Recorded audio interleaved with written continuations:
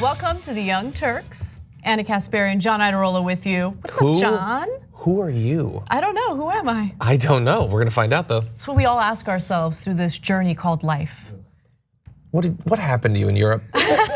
She goes on a European vacation, she finds herself, and suddenly she's all zen. Let's be clear, I did not a vacation, not a vacation. It was far from a vacation. I had a great time, but there was a lot of work that went into it. It was a resort security conference, like so many people do these days. Right, yeah. But we will talk about that a little bit in detail later in the show. Also, something I've been wanting to do on the show on a regular basis, we're gonna have a guest on in the second hour. Very exciting. And not a panelist guest, we're going to Skype in with Farron Cousins from Ring of Fire. Awesome.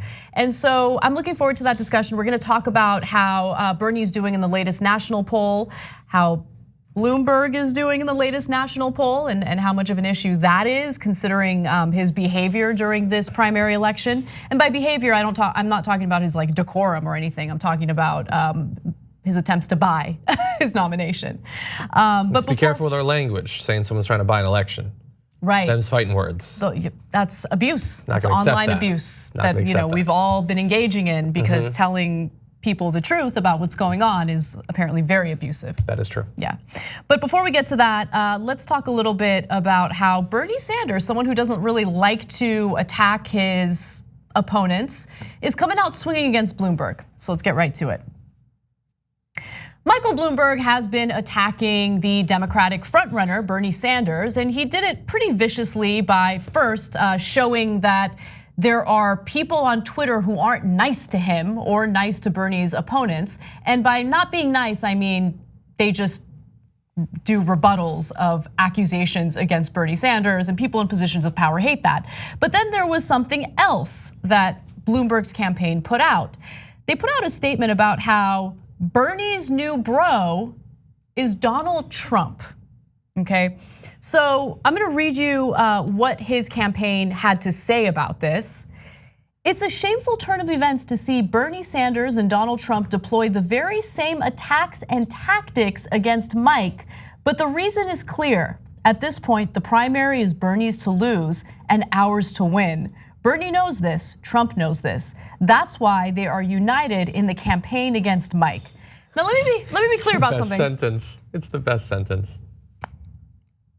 Trump has been attacking the DNC for changing its rules to accommodate Mike Bloomberg for the debates. And he's doing what you can expect Trump to do. He's an agent of chaos, right? So he wants division within the Democratic Party. He knows that that actually helps him with his reelection campaign. And by division, I'm talking about true antagonistic behavior, not the kind of division that Bernie haters claim is going on within the Democratic Party.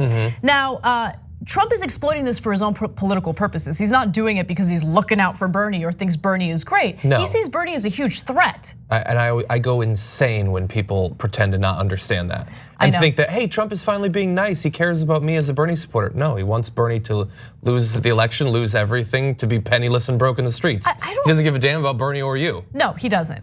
Look, I haven't seen a lot of those comments, but for anyone who thinks that Trump is looking out for the best interests of progressives, no. That's just not in his. Donald Trump looks out for Donald Trump. We all know this. We've covered it from the beginning of his 2015 presidential campaign announcement. He just looks out for himself. But let's get back to what Bernie Sanders did in response.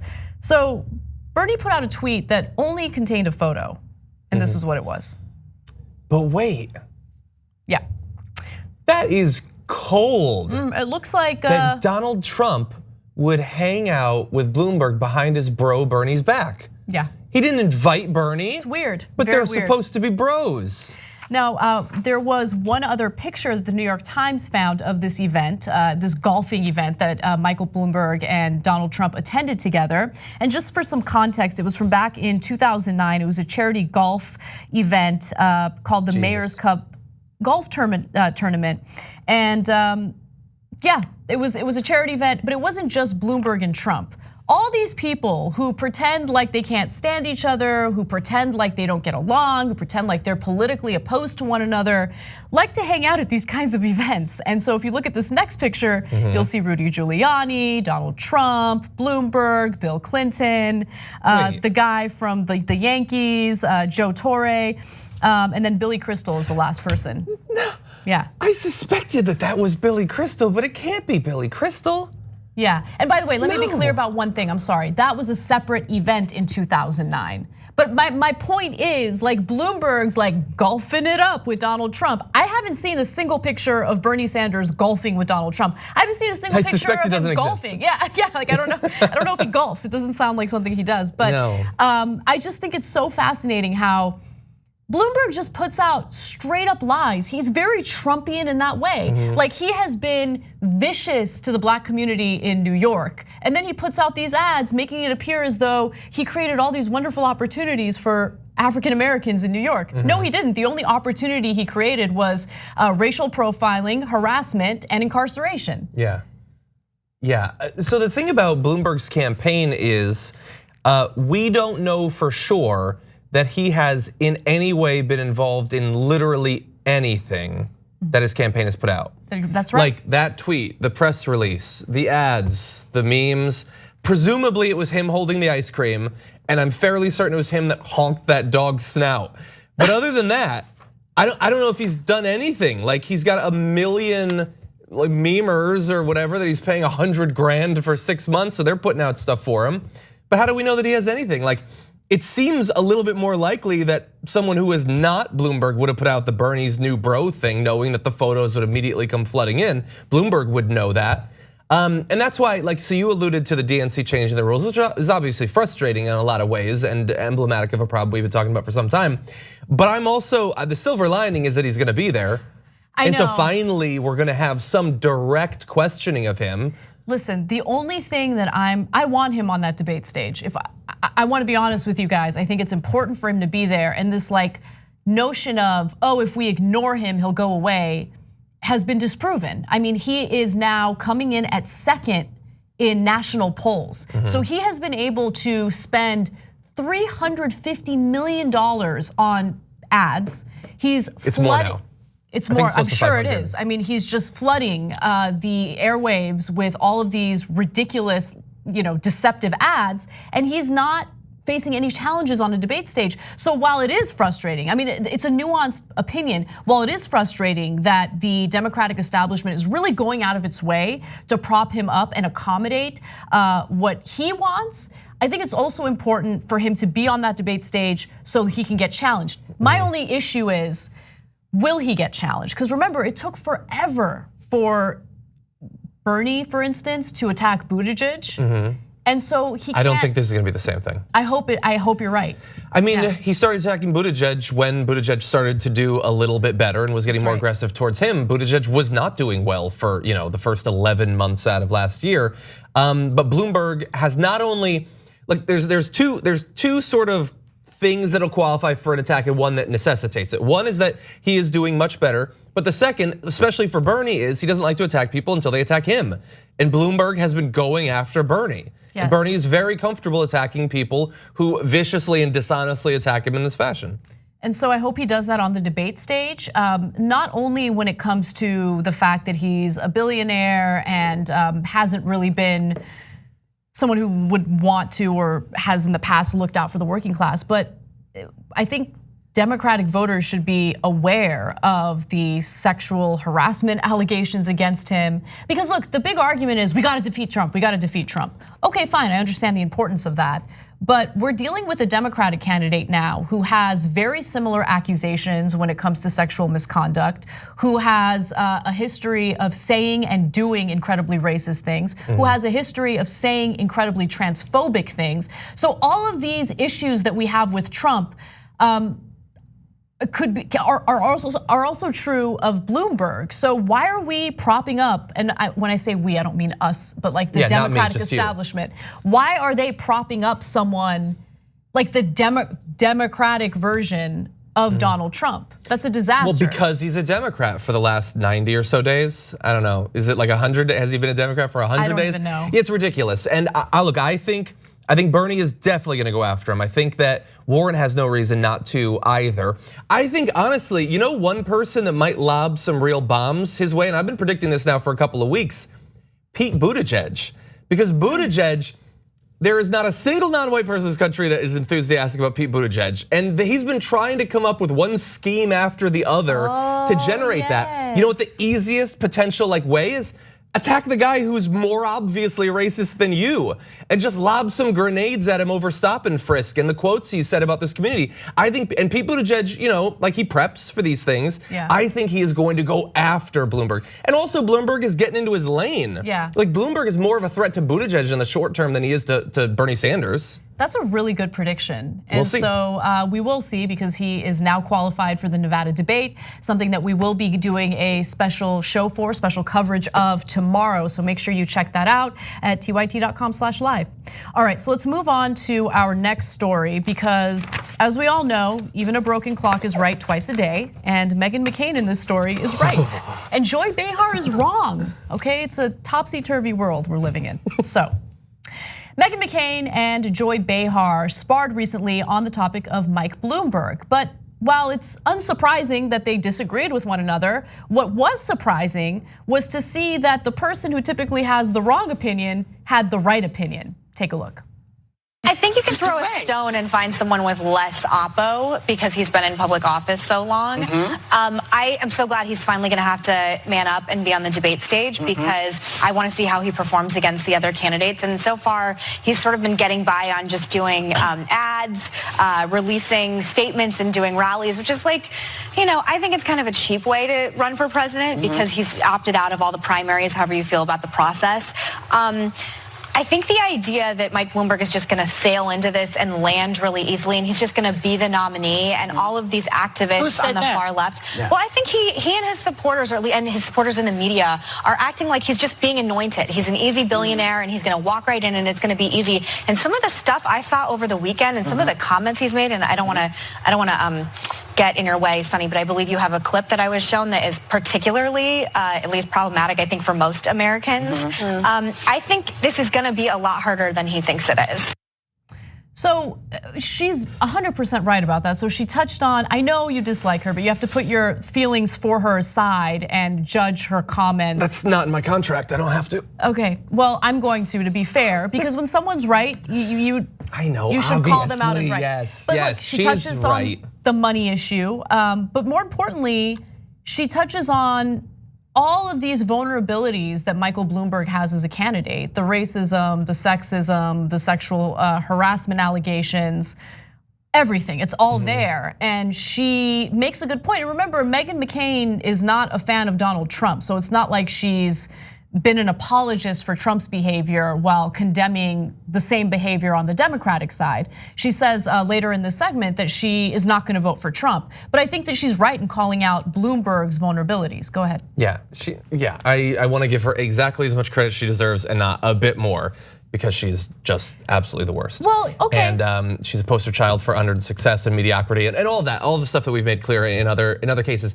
Yes, she's right here. What made it most jarring was that Joy Behar, who, look, I'm not like a Joy Behar fan or anything like that, but she could occasionally be reasonable, and some of her values are in the right place. She used to be right about a lot of things. Yeah, no, I agree. Yeah. But she, from what I saw, and understand, I don't watch The View. Articles and little clips like this, my only taste of it, seems to have just totally bought exactly what Bloomberg's team wants you to believe about who he is, why he's the only one that could win.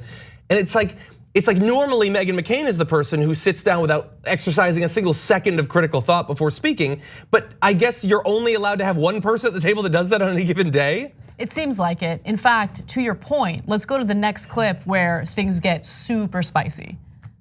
There's a lawsuit the Washington Post dug up where he was sued for saying there was a woman who was having trouble finding a nanny for her child, and he said it's a blanking baby. It doesn't know the difference between you and anyone else. All you need is some black who doesn't even have to speak English to rescue it from a burning building. You know, all I have to say... But I'm just saying, you want to go up against Trump and you want to take the moral high ground, Democrats? I don't know if this guy is going to be the one. All I have to say, there are very fine people on both sides. That was in Charlottesville. Yeah.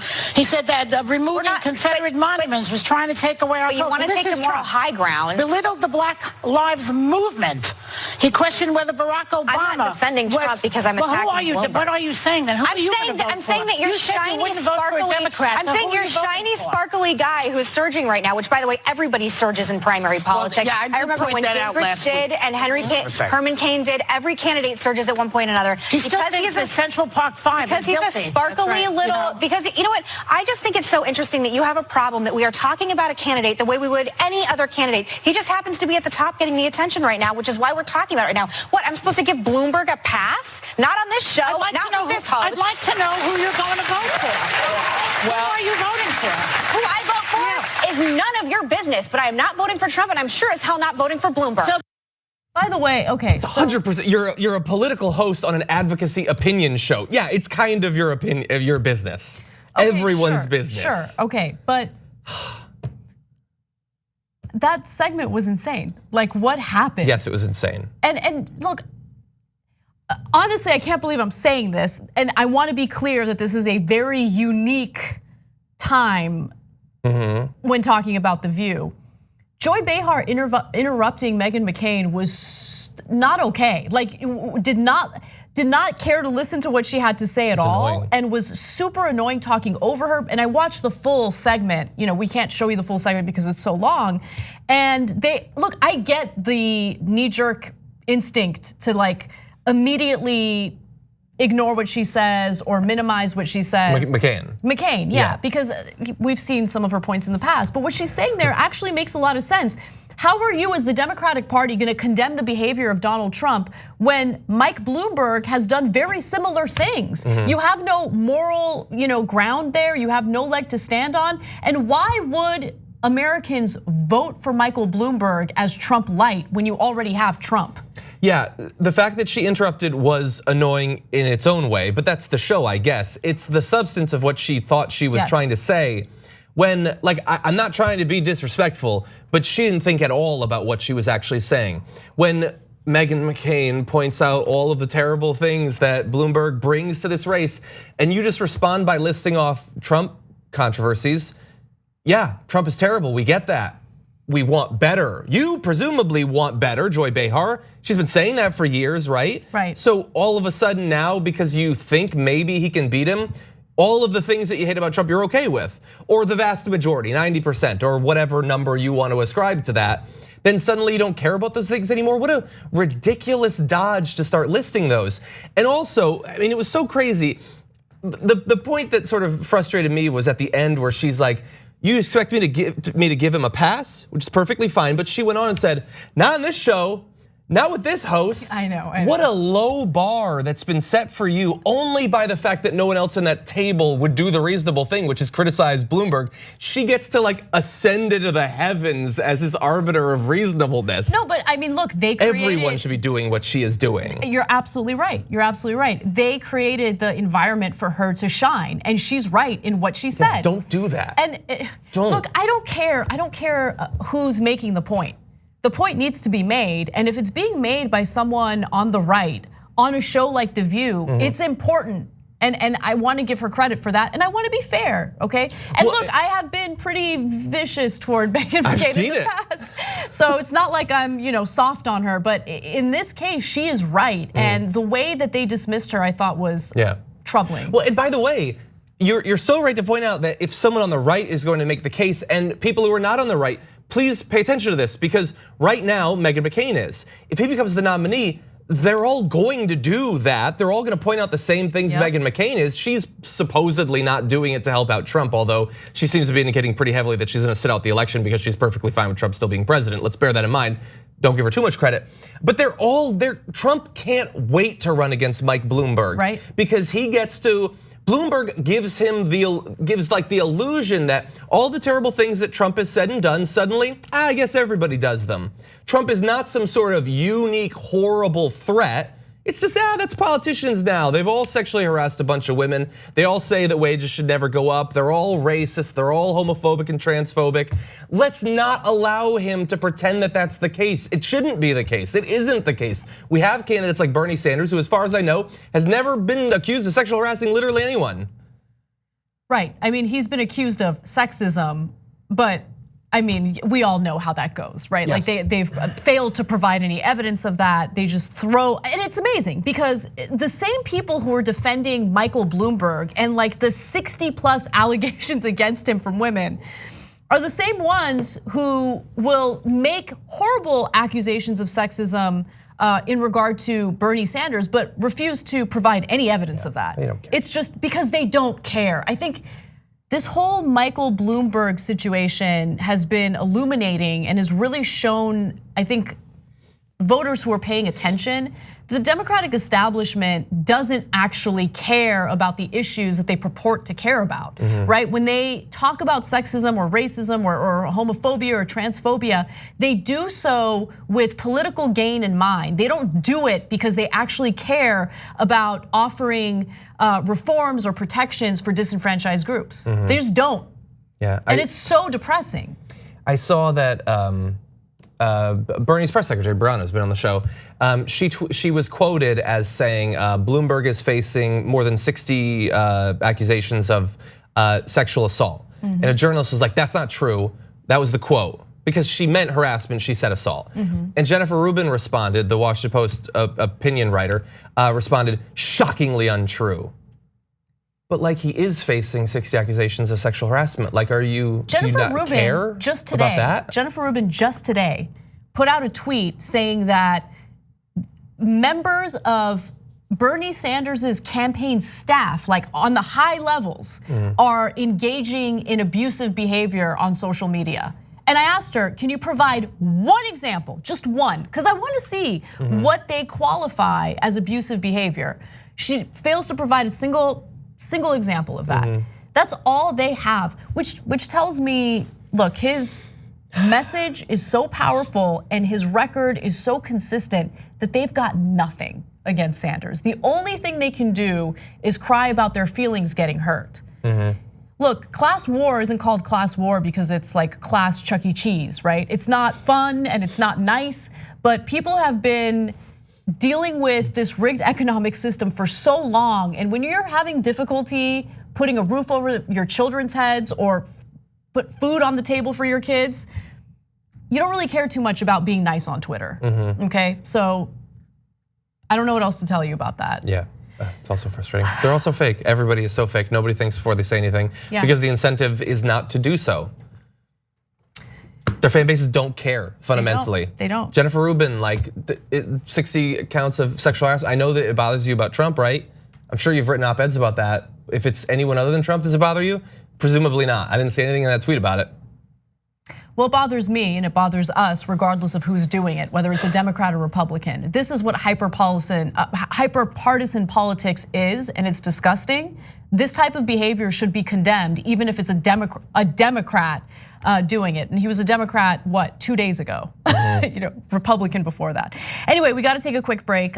When we come back, we'll discuss Stacey Abrams and her views on Michael Bloomberg. And then later in the show, we'll talk a little bit about foreign policy and some of the interviews that I did while I was at the Munich Security Conference. We'll be right back. We hope you're enjoying this free clip from the Young Turks. If you want to get the whole show and more exclusive content while supporting independent media, become a member at tyt.com/join today. In the meantime, enjoy this free segment. Welcome back to TYT, Anna and John with you. Feels good to be back. I'm a little rusty. Whenever I'm gone for a week, I feel super rusty on the main show. Because we don't have prompters and I feel like I get tongue-tied. But lots of nice comments from you guys in the members section. Thank you so much. Mondo says, willkommen. I think I said it right. Yeah. So I think that's welcome in German. E Southern says, I missed TYT yesterday because I was at Bernie's rally. worth it. That's not an excuse. What the hell? At the Tacoma Dome in Washington, it was great seeing and hearing Bernie Sanders in person. I wish I'd been there. Oh, the video is so amazing. He's incredible.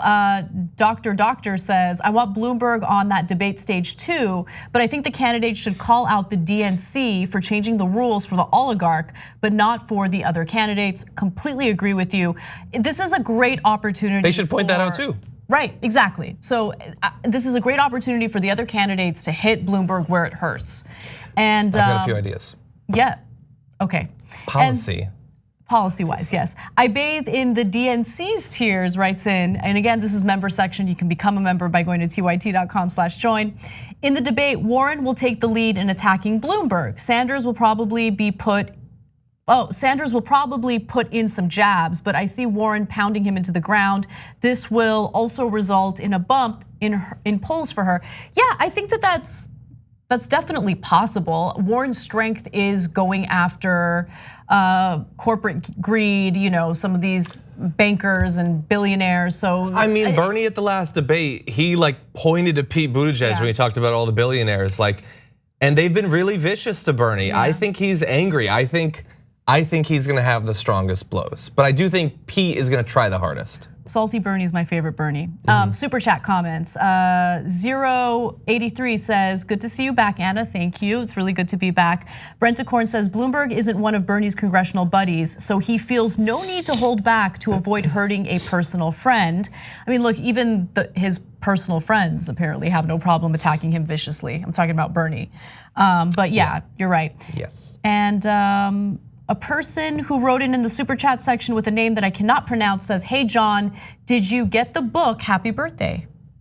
Oh, I gotta check for the book. Wait, check which for the book? I have no idea. Which book? I'll put you in touch with this gentleman. Okay, thank you. All right, and then finally, just a quick announcement, programming announcement. The Nevada debate will be taking place tomorrow, and I encourage you guys to check out our special coverage of it. It'll take place tomorrow, Wednesday, February 19th at 11 p.m. Eastern time, 8 p.m. Pacific. So you can watch by going to tyt.com/live, and for extended members only coverage, which is about 30 minutes of extra exclusive members coverage. You can go to tyt.com/join and become a member.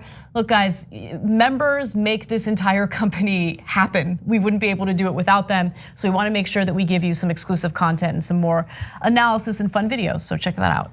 And it should be spicy. It should be, yeah. I really do think so. By the way, the last debate was the best debate so far, the most interesting, the most happened, and I expect this will probably follow in that same trend. Definitely.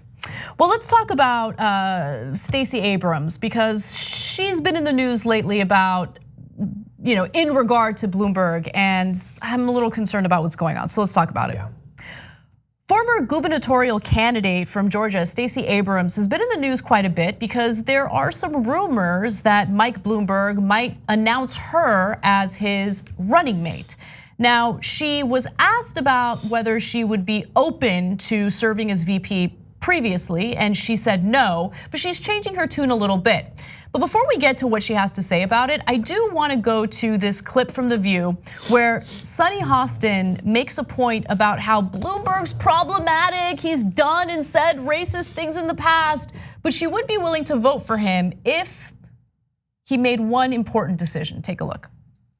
I think if we keep taking the Democrats down, Trump is going to win. So I say be careful about that, because what you've got, the Democrat is standing between Trump and fascism. But if Democrats don't take him out, Republicans will. Right. I have no doubt this information, one way or another, you can't stop Oppo from coming out. While he may be able to beat Trump, because in my view, he's been a Republican, he's been an independent.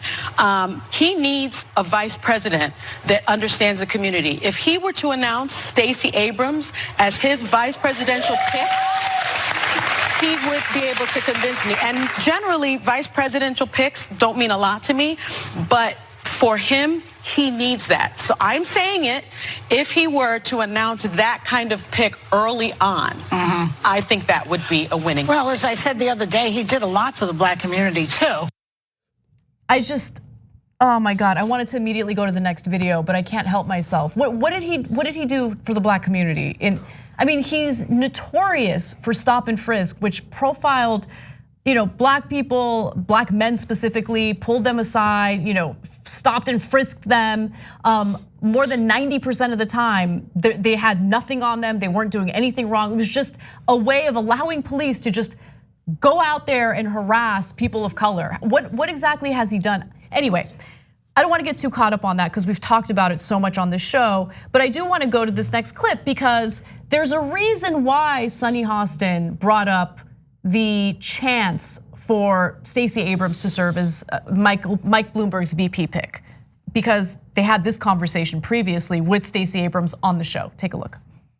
First time I was on here, I got the question about running as VP during the primary, and I very apparently famously said no, because you don't run for second in a primary. Right. However, because that conversation started, I'm now getting the question a lot from folks. And the answer is, of course, I would be honored to run for vice president with the nominee. And thank you. But it's a bit disconcerting because it seems really obnoxious for me to say that out loud since I'm not, no one's asked me. But what I want people to understand is that in the media. Yeah. Exactly. The issue is, as a woman of color, especially as a black woman, this is an unusual position to be in for someone to be considered possibly the next vice president. And it would be doing a disservice to every woman of color, every woman of ambition, every child who wants to think beyond their known space for me to say no, or to pretend, oh no, I don't want it. Of course I want it. So look, I'm gonna be super honest. It's uncomfortable talking about whether she should, if Michael Bloomberg offers her that, VP pick position. It's uncomfortable to comment on what she should do because who are we to tell her, right? But when you look at Michael Bloomberg's record, I don't get it. I don't get it. When you look at how he governed as the mayor of New York and how he treated communities of color, how he has made these disgusting statements about women, how he's said incredibly transphobic things, referring to transgender women, for instance, as men with skirts on or dresses on. I mean, it's just, yeah, but that was all the way back in 2019. Yeah, I mean, like a lot of these comments were recent. It's not like he said these things decades ago and the culture has changed. No, this is stuff that he's recently said, things that he's recently done. Yeah, I mean, look, we could list a billion things. Like, Rick Snyder, the governor who presided over the Flint crisis, he gave him $3 million. I know, yeah. That's crazy. He goes into various communities and offers money in order to get these endorsements, and it's gross. That's what we're talking about. Or because he supports Republicans governing in America. Well, he wants a Republican Senate, he wants a conservative Supreme Court. He has spent countless millions of dollars to make sure that we have the Senate that we have now, that they choose the justices that they've chosen. And a lot of the focus has been on his stop and frisk policy, but one issue that our intern Jordan brought up today, and I'm so glad that he did, remember how vicious Bloomberg was toward the Muslim community in New York. I mean, he worked alongside the CIA in order to allow federal agents to track Muslim college students with no probable cause, no cause at all. There were agents following these students on their class trips. Yeah. I mean, that's the kind of person that Michael Bloomberg is. So do you really want to associate yourself with him, his campaign, especially? Yeah, she's right. It is important for representation of women of color in the executive branch especially. But at what cost? Do you associate yourself with someone who's demonized your community while he's been in power? I mean, obviously she has to make that choice. Rightfully, a lot of people continue to admire her for the previous work that she's done, and she's done a lot of great work. She'll make that choice, I guess. It would bother me as an outsider. Like, I can't read minds, I can't say what people's motivations are, but I know why he would be choosing her, and it's to bamboozle people. It's to fool people. We know who he is, not just what he did, although that should be enough, but the way that he continued to defend stop and frisk up until like last weekend effectively. And the vicious things that he continued, we know who he is. He's 1,000 years old. It's not like he's gonna change later on in life. This is who he is. The same way that we know Donald Trump, we know who Mike Bloomberg is. And it's frustrating too to see people on The View who would be so easily fooled by it. Oh, 100%. And they would, when the announcement comes out, there's gonna be great coverage of it, and people in the media are gonna be fooled by it. And it would be good for her, yes. And it's better than other choices he could make. But we know why he would do it, and we know who he is, and we know what he would be as president. And I feel like we've come full circle because remember, the reason why Barack Obama chose Joe Biden as his running mate was to ease the nerves of white people within the not Democratic Party, but Democratic voters who didn't know if it really made them comfortable to vote for a black candidate or a biracial candidate, I should say. And now, if Bloomberg chooses Stacey Abrams as his running mate, I mean, it's the other way around. It's well, that's good. That shows some good evolution, I guess, but he's using her in that case. And I don't think that that's an important thing to do for women, especially women of color, as she says. Look, I just, so he's gonna choose who he's gonna choose, they're gonna go or not. What we need to do, what the media hopefully needs to finally do is take all of this stuff that we've found over the past few weeks. Some of it's been news in the past, 15 years ago, a year ago, whatever. But people are really talking about it now. He has not had an answer for it. Those moderators, and I think one of them might be Chuck Todd, if they give him a pass on this, it's gonna be the most expected thing in the world, but it'll be deeply disappointing because, like we've had a year race, more than a year at this point, and up until very recently, it was relatively drama-free, not much happening. And they like to try to get drama. They like to try to get people to attack each other. Like, what more do you want? You've been handed all the material you need for every question you need to ask Mike Bloomberg. And if they don't do it, and the only way that people in The View are gonna start asking these questions about him, other than Meghan McCain, is for it to become a thing on CNN and MSNBC and all of that. People need to know when they hear Bloomberg, they need to know his record, because I don't think the vast majority of people know that yet. They like to frame the drama, and the way that the drama has been handed to them on a silver platter isn't the way that they want it to be framed. That's my speculation. But I think that there's a way to get around the biased moderators. And I think that the one upside or the one advantage that someone like Bernie Sanders has is that he's been through this and he knows what the spin is like. He knows what the framing is like.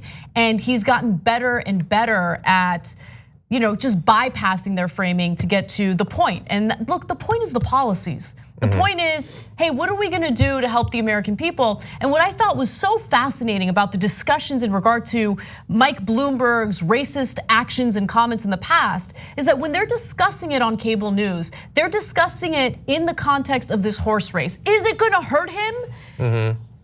Or let's say Klobuchar not knowing who the president of Mexico is, right? All they're thinking about is it gonna hurt her? No, let's have a discussion about whether you're qualified to be president of the United States she's just a when senator. you don't know who the leader of Mexico is. It's Mexico. But it's so far. It's Mexico. It's so far. It's like, it's not Kazakhstan, okay? It's Mexico. I know. And you're running to be president. How do you not know? It blows my mind. Anyway, there's one other angle to this story that we'll get to after the break. Meghan McCain, I don't know, has kind of been on fire. That's actually her dad. I didn't know. I didn't know that. either. It's shocking. No, but she asked Stacey Abrams a very important question, and we're gonna give you that question and her answer when we return.